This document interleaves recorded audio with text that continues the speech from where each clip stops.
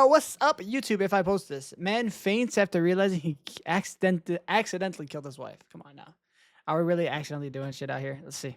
Multi-millionaire business owners Matthew Mollicone and his wife Kimberly. Matthew is seconds away from confronting the man who's been in a secret affair with his wife. He has a plan to get revenge, but has no idea how horribly it's about to play out. Get out of here, bro.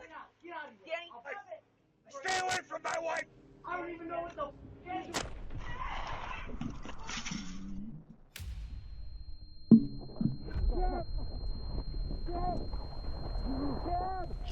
We're taking one victim back to the road. You need to get back over here. You, it's my wife. Get to work, please. Hands up! As Did his dumbass accidentally shoot his wife, bro? Oh my god, bro. I mean, she's a cheating ass bitch, so I don't know. officers rush to the scene, they're met with multiple shooters, families scrambling for help, and 2 critically injured victims. And while Matthew sits in the back of a cop car, he has no idea his wife, the one he just got into a shootout over, is lying feet away with a fatal wound to her neck. Please. She didn't make it. She died. Oh, no! No! No!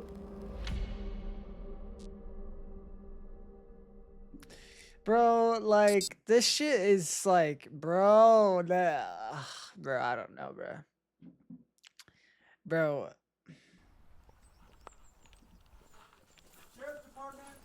Police are stepping inside the nearly 8,000 square foot mansion God of damn! Matthew and Kimberly Mollicone. Arrive all right, I'm gonna say something right now, bro. Dude, wait, wait a minute. Do we have a whole, what is, oh, brother, we have a whole pool, bro. Okay, I'm gonna say something right now. Brother, if I live on a property like this, bro, like, I'm gonna be honest, there's not much that could probably bother me. Like, Marvel Rivals, fuck it. If I go down to bronze, I don't give a fuck. I don't care. Like, if you give me this, like, if I have that house, I don't know how I could really be like mad about stuff. I don't know. I don't know if that's like fair or what.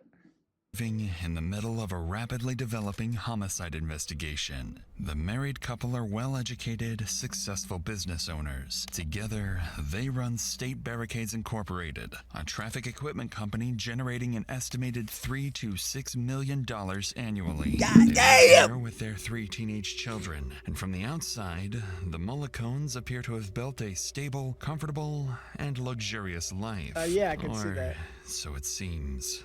Because behind these walls, someone has been living with a dark secret, one that's been buried for years, and it will soon change this family's life forever. These officers are here to execute a search warrant following the sudden passing of Kimberly the previous night. They need to document the scene, collect evidence, and piece together what led up to the incident.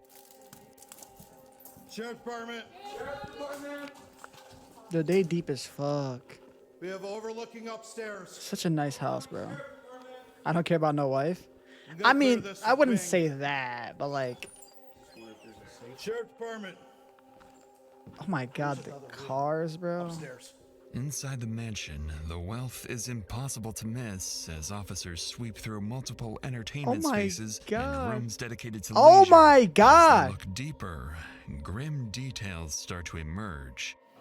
Looks like maybe drugs on the table, boss. And there's cocaine on the table. This is definitely a sign of there's a big struggle going on here.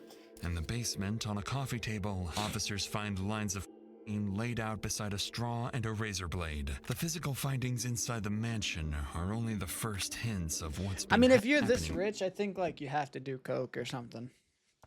Like, I feel like you would just get so bored, bro. Behind closed doors, and the officers searching this home are walking through the opening chapter of the tragic downfall awaiting the Mollicone family. Bro, the house is so fucking nice, man. Approximately 15 hours earlier, around 7:15 p.m., Kimberly and Matthew start their night. Not gonna lie, this is like the same houses I used to deliver to, and they old deadass look at you and give you a 75-cent tip, and then just like have a great day. It's like like, brother, I see the Lambo in the driveway. Like, that's it, bro. Like I'm gonna get 75 cents. Like, what the fuck? In the basement of their mansion, drinking, smoking, and using substances. This is not the first time they've done this, but this time, an argument about Kimberly's affair with another man is in full swing. Matthew Shit. believed the affair ended years ago after he confronted her about it, but earlier that day, he discovered it never stopped and that Kimberly transferred nearly $60,000 from their company funds to her lover's debit and credit accounts. Around 60K? God damn! Y'all know that's a lot of money. 60K?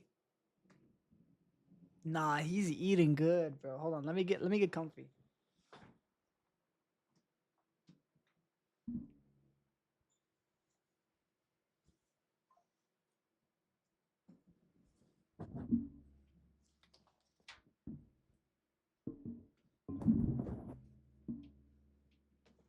$60K? 60K is actually fucked up. 10 p.m., the argument escalates physically. Matthew begins Damn. throwing objects, breaking glass. I'm gonna say something else, dude. I don't understand how people like. Okay, I don't understand how guys could genuinely hit like a woman or hit your like lover. Like I'm not like my brain can't understand it, bro. I really can't. Like you're such a little bitch if you hit your significant other. Like I'm gonna say that like with all like confidence. I don't care. You are a fucking pussy if you hit your significant other. Like that ass. Shoving Kimberly and shouting insults. And the basement starts to look like the aftermath of a struggle. At 9:20 p.m., the couple leave the mansion in their white Jeep Grand Bro, look Cherokee. at that Matthew house, has one firearm on his hip and another accessible inside the vehicle. At the same time, Kimberly's secret lover is at home, winding down from a barbecue with his pregnant fiancée, his parents. What? What is happening? So we got the people in the mansion, right? We got the people in the mansion. They don't like it. They're not in a good mood, whatever. They're doing drugs, whatever. The guy finds out his wife is cheating with this guy who also has a pregnant fiance. What the fuck am I watching right now? Make it make sense, bro. It's next door and his sister's kids playing outside. They have no idea that within minutes, their quiet evening will take a drastic change.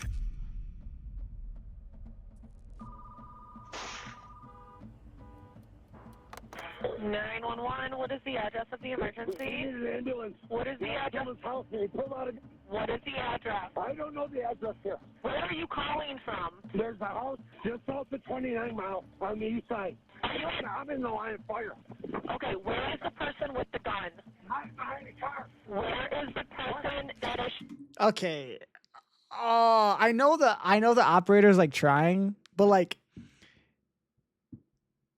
dude, I feel like, dude, I don't know. Like, where's the person with the gun? Like, what the fuck kind of stupid ass question is that? Like, brother, I don't know. I feel like that's a dumb question in the moment.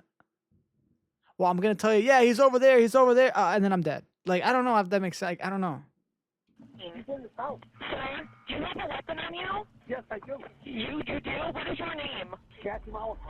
Approximately 5 minutes after this alarming call, a team of 31 officers from the God damn! Macomb County Sheriff's Office is mobilized and dispatched to the location. All they know is that a man named Matthew Mollicone is trapped in the line of fire, and that somewhere nearby, an active shooter is targeting innocent victims. When officers arrive, they quickly notice 31 Matthew taking deep. cover behind a smoking car. Get down! Get down! Get down! Hands behind your back. Don't move. What's your name? What's your name? What's your name? Her name's Kim. She's dead, bro. Like, was it worth it? Like, because I think he's the one that started the fight. Like, he pulled out the gun and started shooting.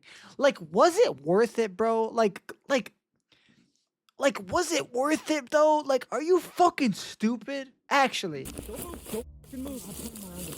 All right, I got my wife. He's in custody. Homeowner and shooter still in the home. I'm checking on the backseat of a white Jeep. She didn't deserve this. They've got a shooter in the house, right there. He's 30, he's 35-ish. White 35 years old. White t-shirt. Black hair, white What's his t-shirt. name? What's his name? Danny. Danny. Yeah, Danny, 35 years old, white t-shirt, dark hair. Don't trust him, he carries 2 guns. Possible 2 guns. Help her, please. Never mind the shooter. Help, never mind the shooter. You're behind the car. Get to work. Matthew is clearly distressed, begging officers to save his wife, Kimberly, who is still trapped in the backseat of a car She about hit? 100 feet away. She hit? 300 feet beyond the car stands the shooter's hideout. A house with multiple windows, an open garage door, and Damn. countless angles from Damn. which to fire. In the next few seconds, the officers must make a snap decision: neutralize the shooter first and risk Kimberly bleeding out, or step into the dangerous open field to save her. All right, well, I'm gonna say like these are officers, bro. They gotta neutralize first, I think, bro. Like this ain't no fucking rescue mission, bro. Like, I mean, I get it, but like, I think they gotta kill this. I don't know what the fuck's going. Like, dude, that's what's so hard about being a cop, bro. Like, I have to like say this. You don't like these cops have no fucking idea what is going on. Like, imagine you're in a video game, you just spawn into like the peak of the action. That's basically where they're at right now. They're just like, whoa, okay, who did what? Who's the bad guy? Like, and I also have to try not to die at the same time. Like, you know, like there's so many things they have to think about at one time. It's actually so mind blowing. Anybody in the Jeep, step out now with your hands up! Hands up! Face away from me! Get out of the Jeep! Is that her getting out? Or is she fucking dead? Yeah. Did we see how this started? We didn't even see how this started. This way, walk, cover. Kim, hang in there! Ambulance! Do we know how many shooters we have in the house? You pulled me in front of the front door. Pull her this way. Pull her this way now. 5 feet. Come on, let's go. Come on, man. It's time to start shooting. So at this time, we This only have ambulance one needs to get through. shooter in the house. She's more important than that asshole. She don't deserve this, man. Randy. Hey, get to work, please. Please, I don't care what you know. You gotta get to work. You need to get back over here. Lay down. You, it's my wife. Get to work, please. Please. Please, I'm begging you. Sir. CPR something. CPR. Listen, we have an active shooter, man. I can't. I'll do it then. I need a car. Police car down this way. Need cover. We need a police truck. Wait for cover. We have, looks like one gun. I feel like there's so much like, I'm calling to the elderly male. bro, it's to the neck, bro. It's raps, bro. It's raps. It's to the neck. Respectfully, it's raps. Like, okay, this kind of shit kind of pisses me off just a little bit, and maybe they don't like mean to do. I don't know, but like that, like. Well, you guys are fucking paramedics, whatever. Like, we're not walking. We're not supposed to be walking here. You need to be fucking hauling ass. Like, what are we doing walking? I'm calling to the elderly male with a white Look, t-shirt. they have the stretcher, right? They got the stretcher. Like, we're just casually strolling down, walking. Like, can we get a little pep in our step here? Can we get a little pep in the step? Managing to pull Kimberly from the car, paramedics begin working urgently to save her. She's been shot in the neck and is unconscious, so every passing second matters. At the same time, SWAT prepares to move in and neutralize. Is it possible? Like, if you're shot in the neck, like, is it just like GG's? I think it's just GG's, right? Like, actually, is it just GG's? I think it's just GG's. What they believe is an active shooter barricaded inside the house. At this point, officers are operating almost entirely off of Matthew's account, thinking there's an armed gunman inside. In reality, there's no active shooter at all, only a wounded homeowner and several family members inside the residence. Without that context, every tactical decision carries enormous risk and could put innocent lives in danger. And within seconds... See, that's the shit I'm talking about. Like, these cops don't know what's going on. Like, nobody knows what the fuck's going on. They're just shots fired. My name is Matt. I need help. Like, whatever. Like, you don't know what the fuck's going on. This whole time, they're thinking that there's 8 guys in there with guns. Like, but there's a family that just, like, I'm scared. I don't know what the fuck's going on. Like, that's what's so difficult about being a cop in this type of That situation. possibility is tested when the 2 elderly parents suddenly emerge from the house. Hands off, hands off. Disgraziata puttana bitch. You're ruining my boy. Capiti cerare, bitch. You bitch. Valentino, other than Come on, walk out to us. Come here, sir. Right behind you, so it's secure. Come here. Sir. Amani, come on. Sir, stop 1 second, ma'am. You keep walking towards me. Stop. Come on. Italian sounds so rude. Dead ass. Come here. Come here. Come here. Over here. Hands behind your back. Right. Hands behind your back. It's okay. It's okay. It's okay. I don't do nothing. It's okay. I don't do nothing. I don't do nothing. In the house. My daughter alone, my little grandchildren. 2 little children. My daughter, Gabriel. Your daughter, 2 grandchildren, Dos. and your Yes, son. my Where's your son at? in the floor. Yeah. Right here, Salvatore. Oh, is he cooked? That's why there's a piece right next to your left foot. Because of a language barrier, officers are only able to piece together fragments of what the elderly couple is What are you saying. doing? Leave me Sounds like their son alone. is wounded inside the home, along with his fiancée, sister, and 2 children. Strangely, the couple themselves appear unharmed, despite having just exited the same house where the alleged gunman is believed to be hiding. This observation leads officers to believe that the wounded son inside the house Mamma is mia. the gunman Matthew claimed had been firing at him when police first arrived. But before they can reassess their strategy, someone else suddenly rushes out of the house. Who the fuck is this? Who is this? Why are they blurred out here? Why are we blurred out here? Are we naked right now?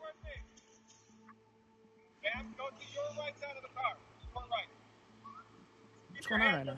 What's going on right now? With the 3 more family members out of the house, police now believe only 2 people inside remain: the elderly couple's son and his fiancée. And based on Matthew's 911 call and earlier statements, they're operating under the assumption that the son inside is armed and extremely dangerous. So Shut up. officers tighten Shut up, Bucky. the perimeter and cautiously advance towards the house, preparing for a potential shootout. He's probably fucking dead in there, huh? I got a revolver on the ground here. He's probably fucking dead in there, huh? Yep, I got a revolver on the ground right here. Hey, Ryan, careful. I think the shooting happened right here. So I see a shell. I got a pistol. So just watch where you're stepping. A couple more guns in the house. We just got the 2. We're gonna try to get the shot out. Sheriff Flat! Show me your hands! What's crazy is that, like, even if you're like, these guys are like 30 people deep, something could still like go wrong, bro. Like, that's the crazy part. Like, something could crazy go wrong. On the ground. On the ground. There's a red hand down, okay? Face down. Alright, let's see this guy. Is this guy like dead ass shot? Is he dead? There's a 22 in that closet. We'll just leave it there, guys. It's gonna hurt. Hey, listen, dude. It's gonna hurt, but it's for your best good, all right? It's been bleeding out, man. What's your name? Danny, I'm Jason. How you doing? I'm about to fucking die. Can we get the fuck out of here? Inside the residence, officers find 38-year-old homeowner Daniel Giannone suffering from 2 gunshot wounds. Damn. Beside him, his fiancée Eliona is desperately trying to stop the bleeding. And she's Police pregnant. call in Oh paramedics to my treat God. Daniel's wounds. Daniel himself doesn't appear to be the aggressive gunman Matthew described, and as officers begin speaking with him, they quickly realize the situation may be the complete opposite of what they first believed. Or if it went in and then came out. Okay. So, Well, I was running away, so, but I don't know how many obvious shots were fired. whatever was in that gun. This is the gun that shot you here? No, that's the gun I had with me. You didn't have a rifle? No rifle. I have If my we help you CPR. stand up, or do you want us to carry it? Keep the camera back on. Give me a hand. Keep the camera on. Yeah.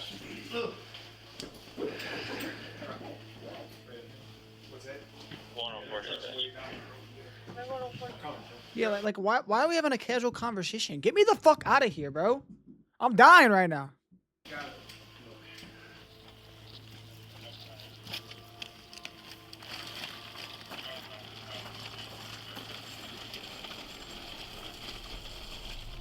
By some miracle, officers finally managed to stabilize the scene without further casualties. Following this, Daniel is placed.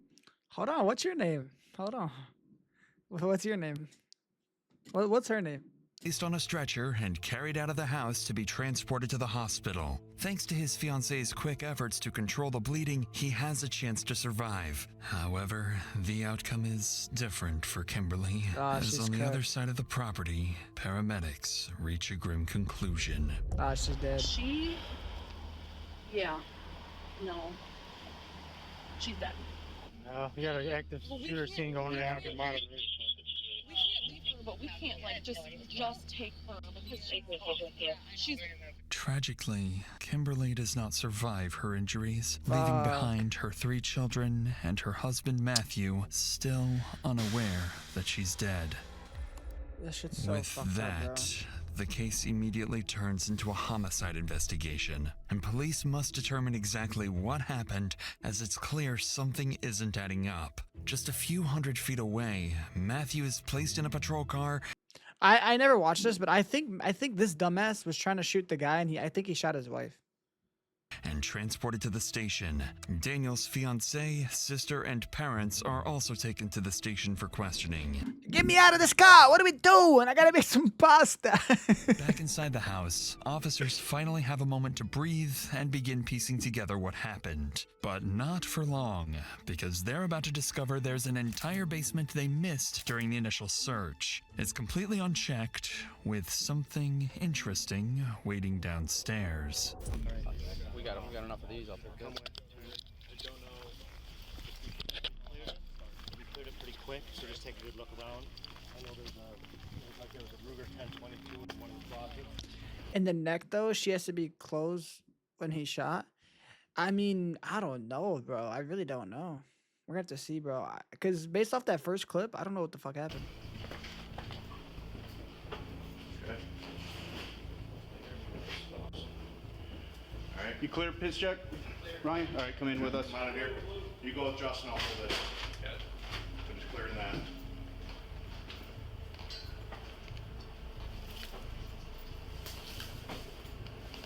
We got a door closed. Separate room from where I'm at. And help to the house. I'm just gonna open it. Go. Don't go. Don't go. Wow. Yes, you okay? Yep.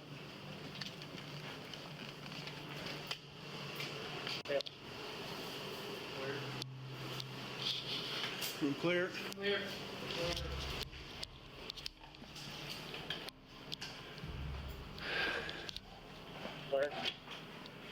As if things weren't already complicated, the officers just stumbled upon something entirely unexpected. What is a this? seemingly hidden marijuana grow operation. But the biggest discovery is what they don't find. CCTV cameras. Officers already spotted Oh, multiple shit. cameras around the house, making the absence of any in the basement suspicious. This exact CCTV system will soon prove crucial to solving the case, revealing exactly how the shooting unfolded and who fired the fatal shot. Beautiful. We got cameras. These got cameras?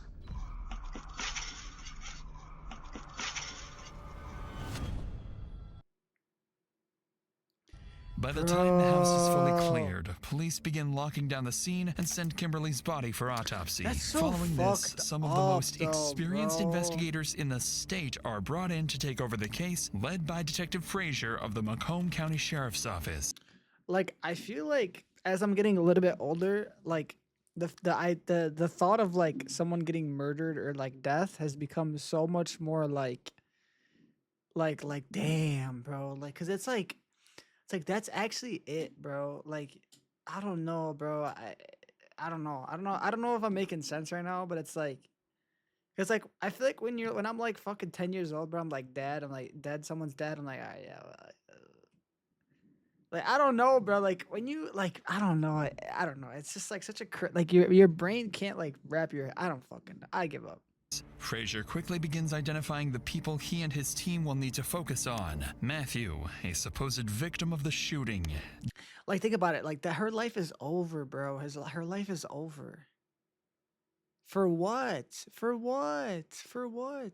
Daniel, the wounded homeowner, and Daniel's inner circle, mainly his sister, Gabriella, and his fiancée, Alyona.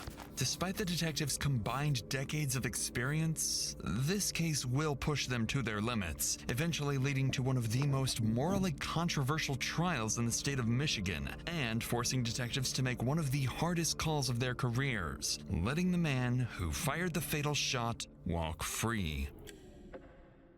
It's now 3 hours after the shooting, and based on preliminary statements from responding officers, investigators believe they may be dealing with a volatile dispute between two families, with multiple shooters in the picture. So they need to determine what sparked the conflict and who fired the fatal shot that ended Kimberly's life. However, there is one major problem ahead.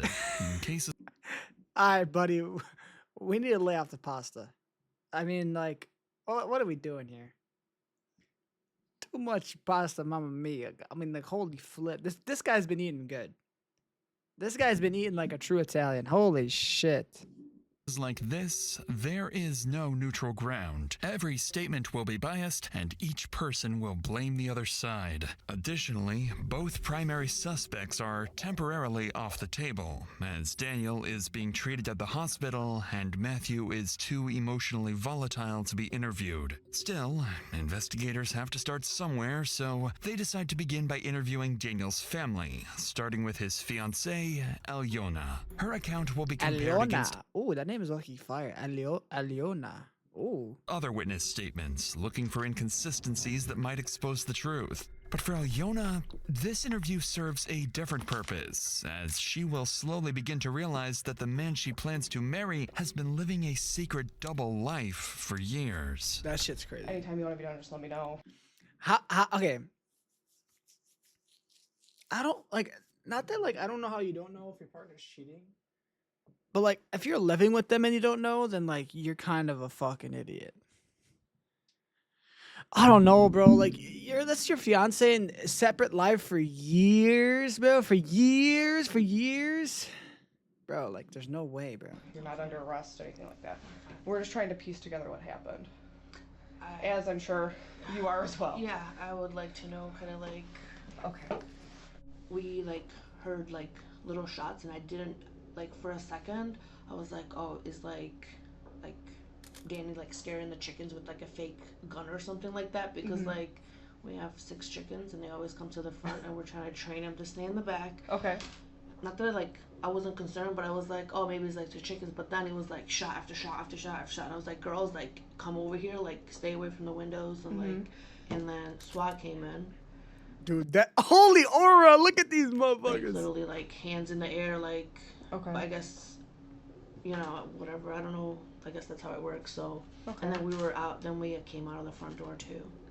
Based on Alyona's words, it appears she has no clear understanding of what sparked the shooting. In reality, she knows more than she thinks. She just needs the right questions to connect the dots. There's no way. There's no way. Who's this guy at your house? He said stay away from my wife, so that's gotta be either somebody he's, like, Ellie. either been with or is with right now. Ellie? I don't know. I guess they just shoot guns regularly. That's what it said, or something like that, bro.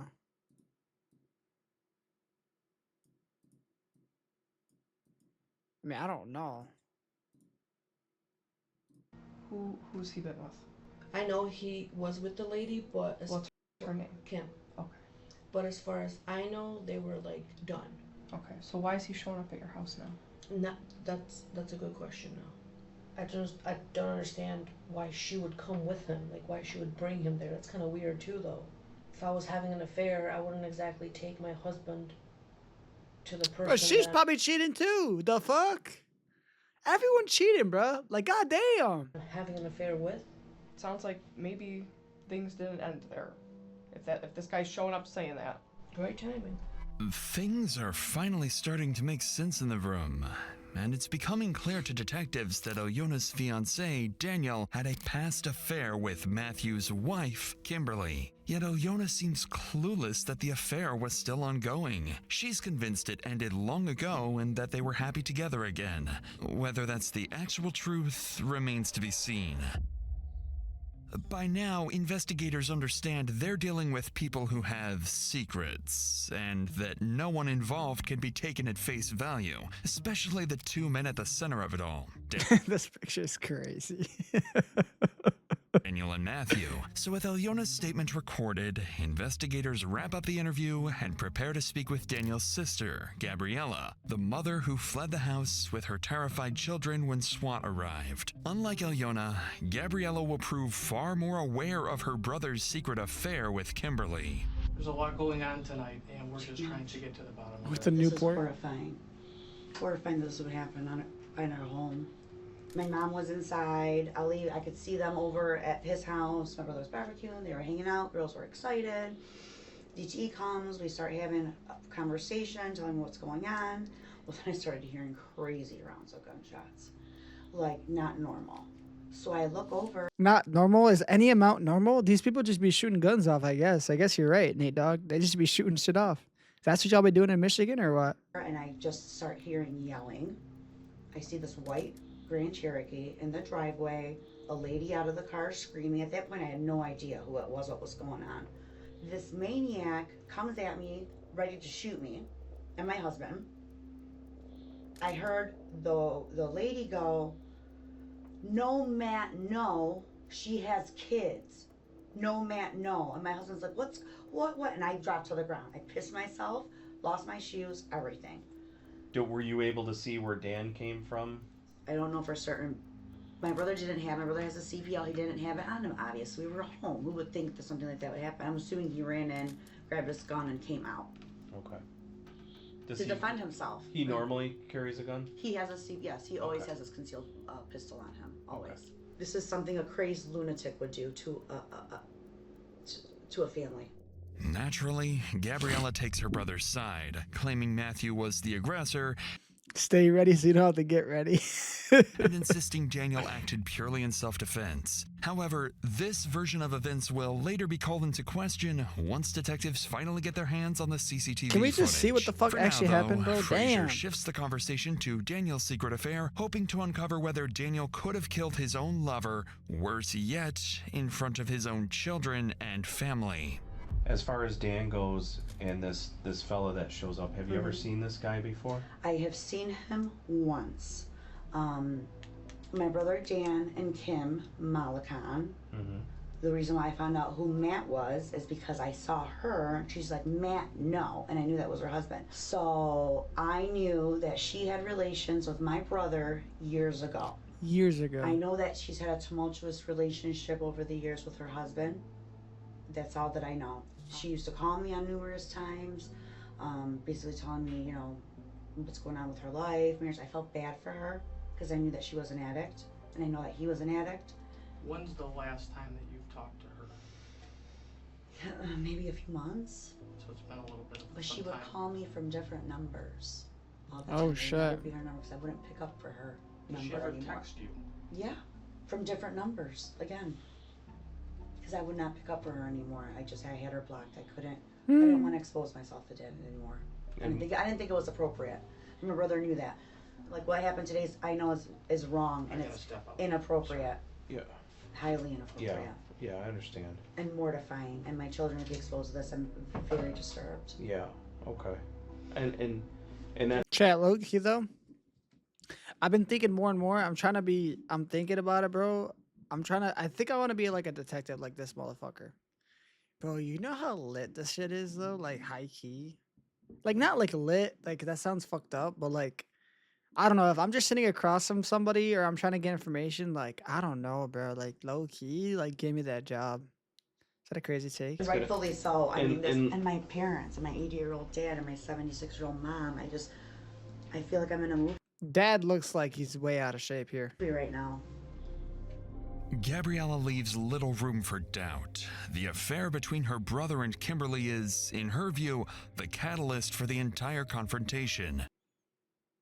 With that in mind, detectives conclude Gabriella's interview and begin weighing their next move. Yeah, Sophia, I'm like, okay, so who do you name in Marvel Rivals? I see.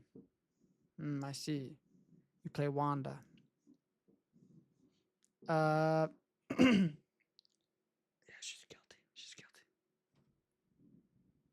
Detective Frazier has more than 2 decades of homicide experience. Damn. And by now, he has a working theory of how the shooting began and what connects the 2 primary suspects. But one crucial detail remains unresolved. Who fired the fatal shot that ended Kimberly's life? Approximately 6 hours after the shooting, investigators receive a Yeah, imagine. Do you play Squirrel Girl by any chance? Life in prison. Thank you very much. critical update. Daniel has stabilized and is asking to tell his side of the story. An hour later, officers wheel Daniel into the interrogation room. He appears This cop's got the Mountain Dew in the back pocket. visibly shaken and still in pain. There's a gunshot wound above his right knee and another injury on his right foot. Just hours ago, he was bleeding inside his own home, with his family only feet away from the deadly crossfire. The whole thing lasted seconds, but in those seconds, Hospital everything socks are changed. comfy? And it's I moments would not like know. these that you can realize just how fast your life can change. In January 2021, 62-year-old Lewis Here comes the Brown ad, was here driving comes to the work ad, at here his comes the job ad, as a here comes deli the ad, meat here cutter comes when the another ad. driver pulled out into an intersection and collided with him. Detective Frazier knows that Daniel is a man with secrets. Everything he says could be a carefully crafted story, and for all they know, What the fuck they is might be mellow sitting yellow? across from Kimberly's killer. Hey, how you doing? I've seen better days. Oh, I'm sure you I've seen better days. have. Obviously, there's a lot of things that took place tonight, so I'm gonna start by just kind of letting you, why don't you just tell us what happened? It's just in a girl, I just got done barbecuing. Mm-hmm. And next thing you know, this white truck, I didn't know who it was at all, The white truck came out and a man came out of the car. Came towards me. I didn't know who it was, I had my business truck outside. I figured, somebody wanted something, but he came to me pretty aggressive. And from that point on, it's just like a daze for me. And he, he showed me his gun, you know what I'm saying? And I had my weapon on me. And, I'm like, leave. And next thing you know, he's ready to fire shots at me. And that's all I remember, I swear. Everything was blank from that point on. I just was it just I froze. I don't know. I froze when he pointed that gun at me, started shooting, I just froze. I don't remember. Yeah, everyone, I have my live. That's so weird because I have my live on my I have my live on my monitor too. I have my other one, and it stopped at the same exact time. That's so weird. Or anything, I just froze. According to Daniel, Matthew arrived out of nowhere and immediately started brandishing a gun on his property. But this is where the story begins to blur between self-defense and murder, because detectives are about to learn that Daniel's own actions may have set the deadly shooting in motion. Would you be able to just kind of draw me a layout of where your garage and how your driveway is and stuff?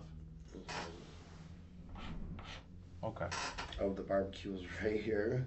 Because I just got done barbecuing. Work van was right here. Okay. So this car pulls up. Right in the freaking driveway, he owned the house. Okay. So that car pulls up and you're outside. I'm outside. I'm in between the garage, inside the garage. Okay. He comes up there. Stay away from I love these drawings. I love it. my wife. I'm like, what are you talking about?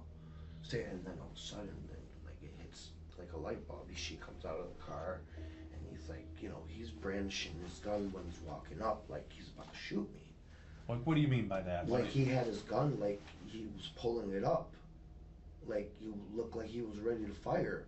He's like ready to fire, and he's ready to grab his gun, and boom, I shot one in the air. I'm like, get the fuck out of here. You shot one in the air? Yeah, because he was gonna pull his gun out, and he looked like. Wait, he's about to pull it out, or you already had it out? Like now I'm getting confused because he just said he pulled it. He already had it out. Like what? The bastard started firing shots, and I ran out, and I ran for my life at that point. I'm out of bullets. So then. How the fuck you out of bullets already? And I'm running around the house. He got me. He's firing at me at the corner of the house. I had another firearm inside the garage. So you grabbed that second firearm? Yes. And what is it? What kind of gun is that? It was a Glock. Okay. So it was a 27 compact. Okay. This is the time that you need to get this out. Okay. We don't want to go down the road and you be like, oh no, I said, everything was on surveillance camera. Okay. Everything is on surveillance camera. I'm going to tell you like what I remember, because after those shots were being fired at me, like I just don't remember anything after that point. So like I just like panicked. I panicked when he started shooting at me. Like I panicked. I just wanted him to leave. What Daniel has just revealed is Something's not exactly right. what investigators have been waiting for. During the house search, officers observed multiple cameras positioned around the property, pointing directly towards where the Nah, Sophia, that's crazy work. There's no way these men were fighting over a girl with a hairline like that. shooting occurred. Detective Frazier knows he needs access to that footage, but he must wait for the right moment to secure Daniel's cooperation. Up to this point, Daniel has presented himself as nothing more than a victim, claiming he fired only a warning shot. Yet, something about his story isn't adding up. Throughout the God. interrogation, he never once mentions the other person in the car, Kimberly. Detectives already know about the secret affair from speaking with Daniel's relatives, and they're not about to let him off the hook. So Frazier begins to apply pressure, forcing Daniel to drop the That cookie must be good as fuck.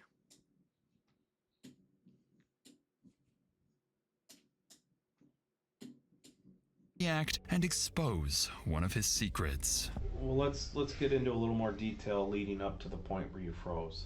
Well, I saw like the woman come out of the car, and Why does he keep saying woman, bro? As if he doesn't like that's not a secret lover. What?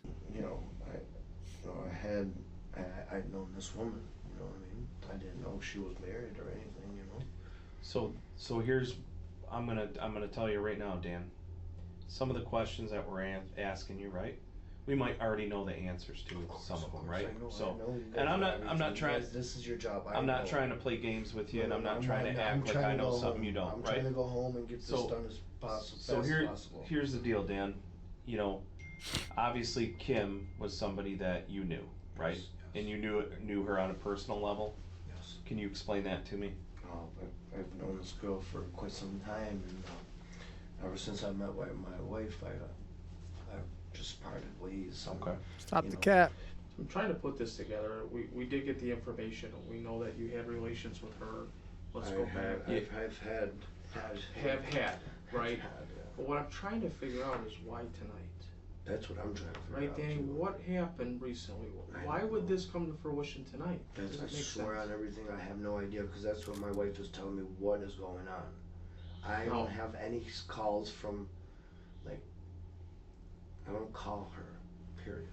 Now I know Why is he lying about this? Because I think he is. Why is he lying about this?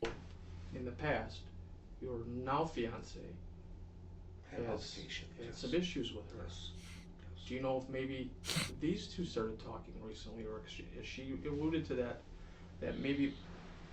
No, Do you know if Kim knows that you're having a baby? I don't know. I It's have no just idea. Tuesday night, 9 o'clock at night. Why now? I don't know. That's the same thing I'm trying to get at, because I've been with her in a long time. It's already been 2 years that was done. As soon as I met this girl, I was done. He's capping. I don't know why he's capping now. It's evident that detectives are onto something here. Daniel insists he hasn't seen or texted Kimberly for 2 years, something that can easily be verified once they access his phone. Though Daniel's phone holds Can we just watch the something damn far video, more damn? important to the investigation: CCTV footage. Watch the fucking But footage. once detectives decide to ask Daniel for access, his answer will raise serious suspicion, to say the least. Come on, no way. No, me and my wife, man, we're best friends. Like, we do everything together. If I show you my phone, I'll show you the things that we do. We are always... How can I access your phone? Well, why you guys need my phone, though? Well, this is what's gonna happen. We have your phone. We also have your fiance's phone. We're gonna get the information one way or another. The other part of it too is it just goes to the other part of this story, right? Because obviously there's a couple sides to this story. You got your side, you got his side, right? Obviously his take on things is different than yours, right? It's gonna be, right? Yeah, I'd say so. You're presenting us with your Yeah. version. We have another version. Guess what? We've got cameras that caught it all. Right. We need to look at that. Yeah. If we don't get to see these cameras, I need to speak to somebody to tell me to direct me the right route, guys. You gotta understand. I want to help, but I have to have my lawyer. What kind of cameras do you have? I have Ring cameras. Ring cameras, Yes, and they're surrounded. The You whole house. you said it caught the whole thing, right? And it should have, yes. I know what you're doing, Danny. You want to watch this first and make sure that it all adds up. No, I'm telling you guys 100% truth, guys. Honest to God, I have nothing to hide. I want to help you guys, but now, like... Are you worried about it? Absolutely not. This man came to my house. I mean, this man came to my home. Are you into some other illegal activity that you're worried about on your phone? Absolutely not. Like, I know you have a grow. I have my license for it. I gotta speak you to know- somebody. If I could speak to somebody, one of Danny, my family real quick. members, to see what the hell, like, Real what quick, I bud. should do. I do wanna let you know something though, in this situation. Kim, Uh-oh, she's dead. So, she was struck by a bullet and she's dead. So, I mean, apparently nobody told you that. I don't know what the hell happened if he hit her. Did anybody tell you that, Danny? Okay. Damn. So maybe this will shed a little bit of light of why we have Damn. to do our due diligence here, because somebody lost their life. He came to my house. I did nothing wrong. We're just trying to make I that did clear. nothing wrong. I did nothing wrong. They came to my house, man. I had my nieces, and this guy is shooting at me. Fucking 17 fucking shots. Needless to say, this is not what investigators were hoping for. Even after Detective Frazier brings up the marijuana grow operation in the basement as leverage to encourage cooperation, Daniel quickly clarifies Bro, that that struck a nerve, bro. That struck a nerve. I know that hit him, bro. That shit hit him, no cap. everything is legal and refuses to grant access to his phone without an attorney present, effectively forcing them to end the interview. With Daniel's refusal, detectives become more certain than ever that there's something on that phone he doesn't want them to see. Yet, the only other way to access it is through a search warrant, something far easier said than done. Now, it's Daniel's word against Matthews, a development This that Matthew guy complicates is the fucking- investigation this Matthew guy. significantly. The CCTV footage could have been crucial during Matthews' interview. With multiple cameras around the house recording 24/7, the answer to who fired the fatal shot lies somewhere in that footage. Let's see it. Let's Despite see the it. setback, detectives settle on a strategy. They decide to hold Matthew overnight, time that may pressure him to break and reveal how the shooting really unfolded when the interview begins. In the meantime, officers think he was obtain with a the girl the search night warrant for before? Matthew and Kimberly's You think it was with the girl the night before? No way. home and head there, hoping to find anything that could help guide his Yeah. interrogation. When officers arrive That's what You think Danny shot her? You're lying. I think Matt fucking shot her. at the Mollicone residence, they're initially met with signs of wealth and comfort, but that impression fades quickly once they step into the basement. Is it just the rifle on that table? Bro, like, think about it. They freaking threw away everything, bro. They actually threw away everything. All this beautiful shit they have, this big ass mansion, all for nothing. All for nothing. No. No. Only On a separate note, bro, like I just don't believe that cops should be able to get this fat. And here comes the joke. Louis better be like, "Into, you're a fat piece of bacon. This is what you look like." Yeah. No, but there's definitely signs of Like I'm dusting this dude. Like I'm fucking dusting this dude. stuff being thrown and shattered. There was definitely a struggle in his.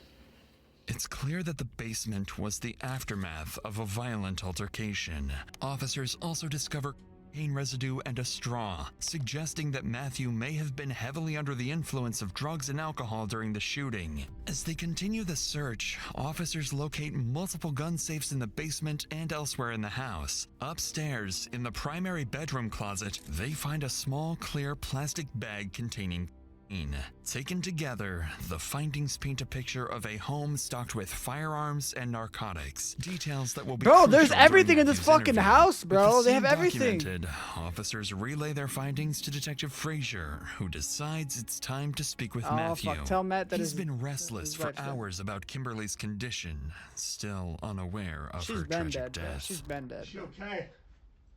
I wasn't out there, sir. I've been here the whole time. You can't find out for me? I told you we couldn't tell you, sir. Oh my This guy's on God. cocaine, bro. He's on cocaine. No. God help her.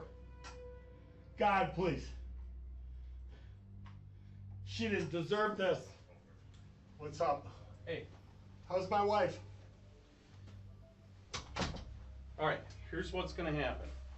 Is she okay? Matt, Yeah. if I unhandcuff you, you're gonna behave yourself? Yes, absolutely. Okay, we don't have any issues there? What? When I unhandcuff you, I want you to have a seat, okay, partner? Oh boy, it's not good. No, it's not good, but Is she alive? Is she alive? hold on, relax, sit down. Is my wife alive? We're gonna talk real quick. Oh my god, dude. Dude, fuck. Hold on one second. He just wants Oh to my know, God. bro. Tell me. Please. She didn't make it. She died. Oh no! No! No! No! Oh my God, no! No! Oh my God! Was she shot in the chest?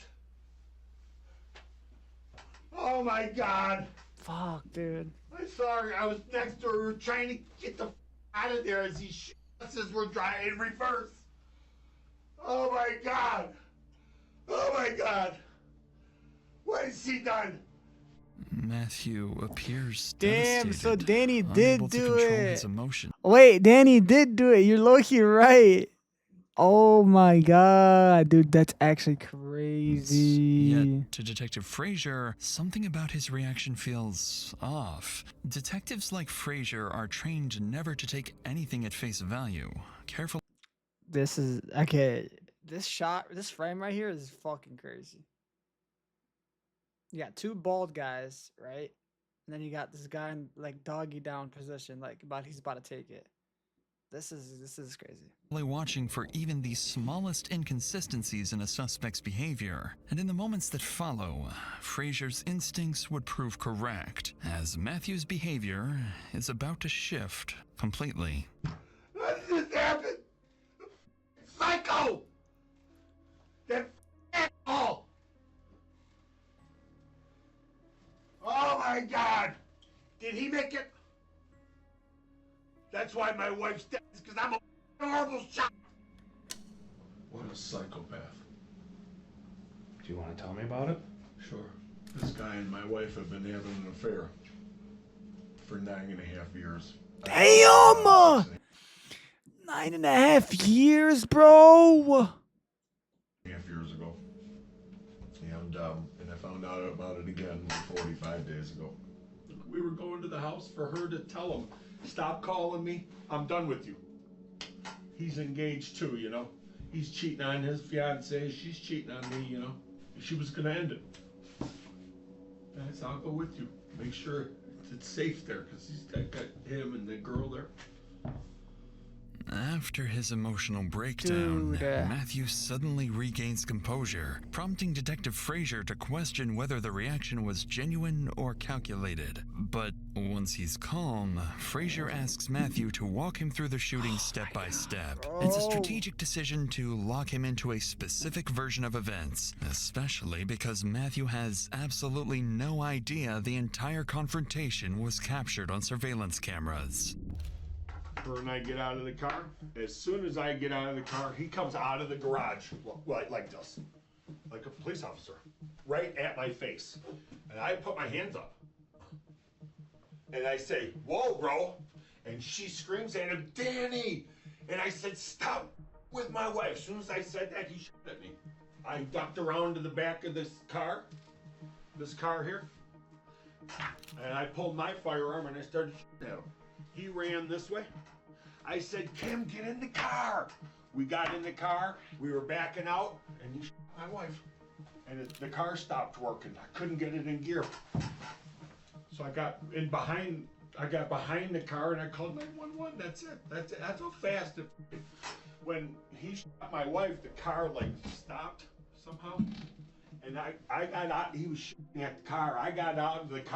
Bro, that's how fucking. You know what's? It's like that's how fast your life could be over, bro. Like your life could be over just like that, bro. It's so fucking scary, bro. And I was shooting back again, and he ran around the side of the house, and then I didn't see him no more. And then I went to my wife, and I hid behind the back of the car. Why would he do that?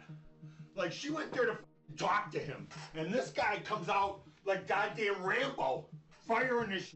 I had my hands in the air with no weapon. My clip was concealed, officer detective.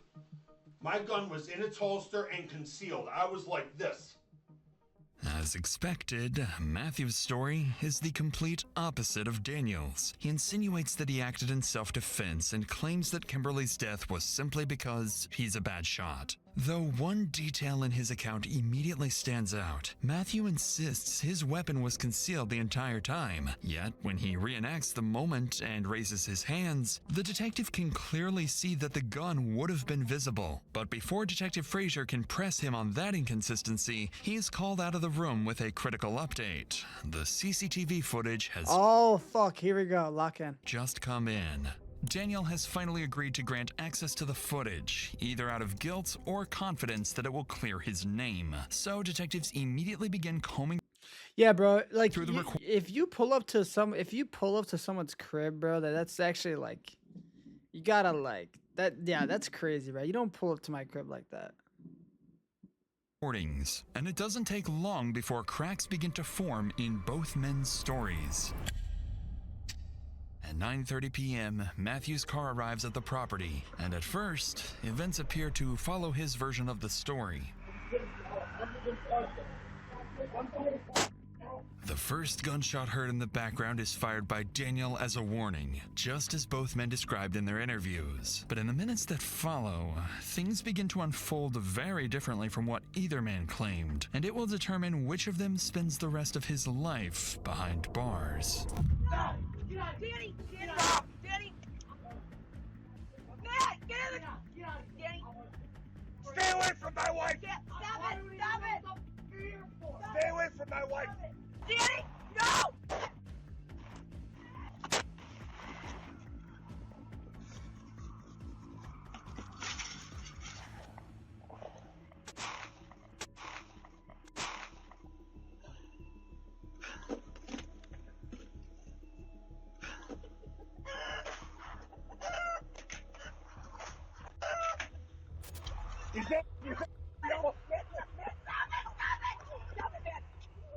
Who else has a gun here? Get out of here, let's go! Who else has a gun here? Let's go!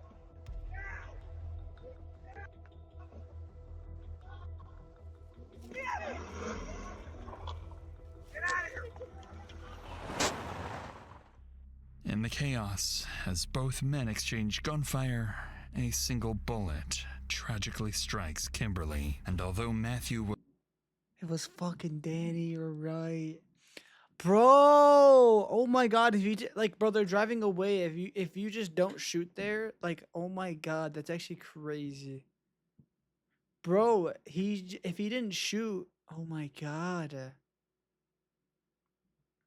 Bro, they're driving away and you shoot and you fucking kill her. That's crazy, bro. Was clearly the aggressor. The fatal shot came from Daniel's weapon. One shot, that's it. Complicating the investigation and making it harder to determine who is truly at fault. Armed with this new evidence, Detective Frazier returns to the interrogation room, ready to apply more pressure, knowing the CCTV footage has completely dismantled Matthew's version of events. And in the next few moments, Matthew would unknowingly dig himself into a grave. Were you guys drinking today? Yeah. Okay. How about drugs? Were you doing any drugs? What were you doing? A little cocaine, marijuana. Okay. So you're doing cocaine, marijuana, doing some drinking, and you decide to go up there with her.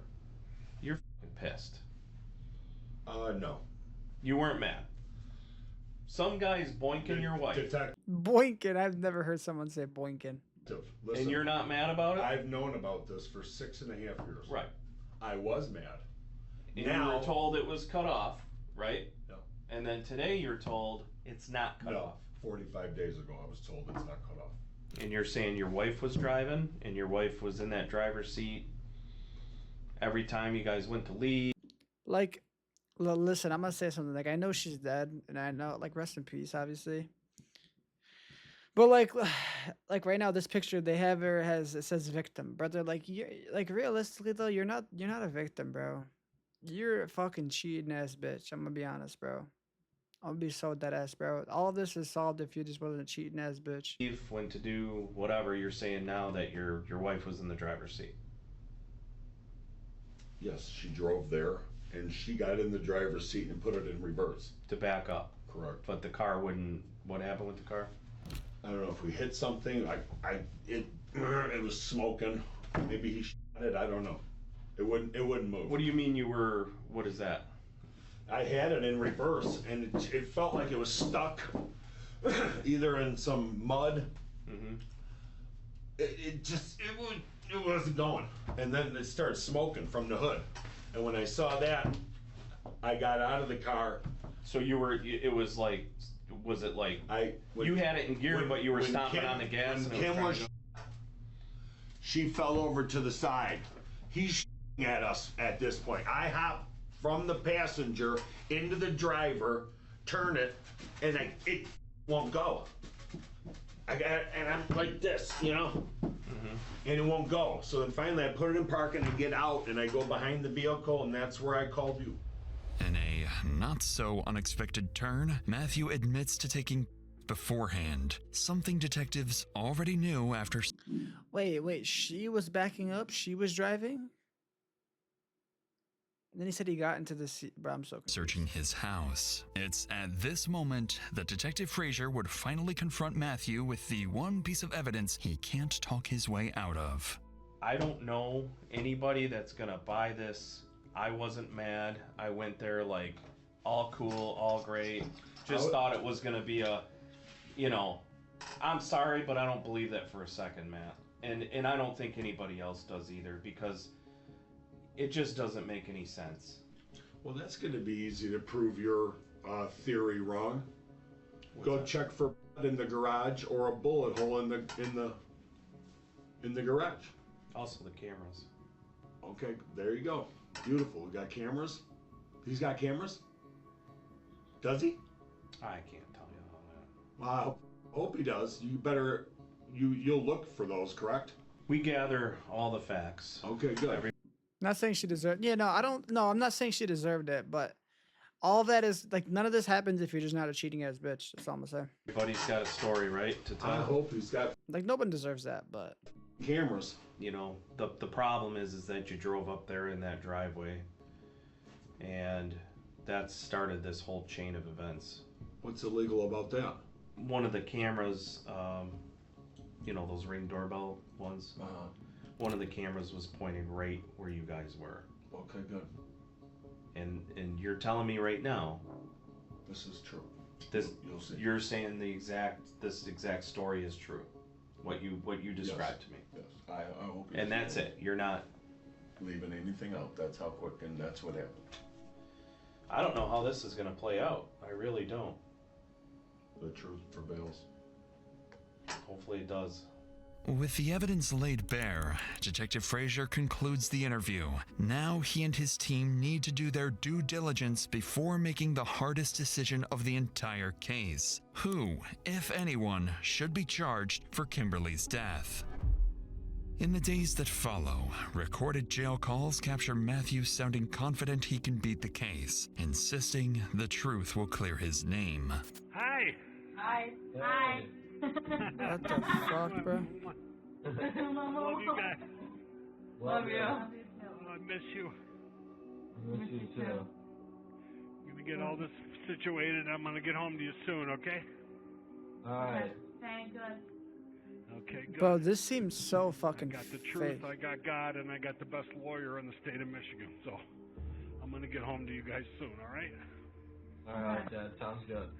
As Matthew waits in jail, detectives and prosecutors continue investigating to determine which of the two men will ultimately be held accountable for Kimberly's death. On paper, the answer isn't obvious. The fatal bullet came from Daniel's gun, but the CCTV shows Matthew initiating the confrontation. Detectives and prosecutors To be debate. fair, that's low-key valid. That's actually hella confusing.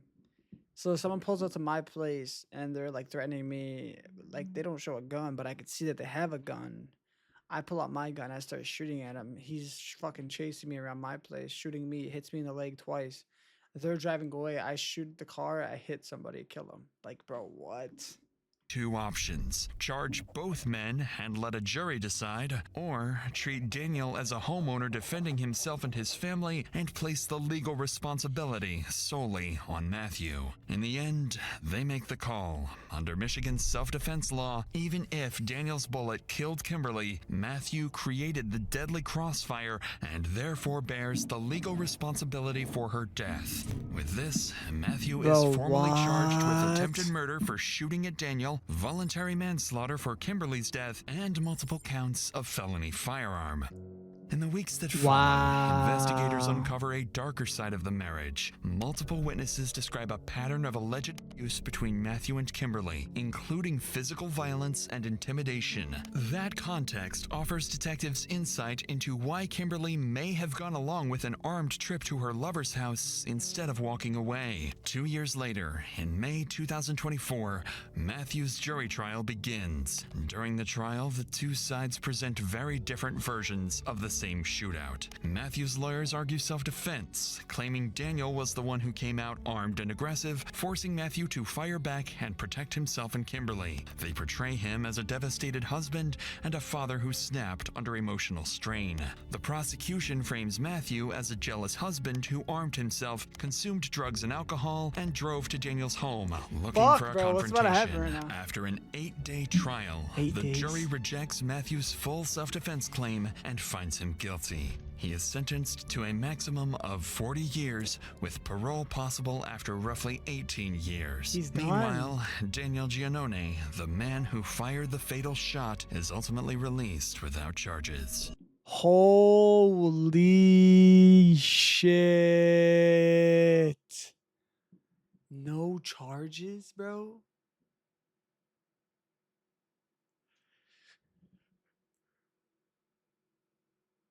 No charges is kind of like, I mean, like,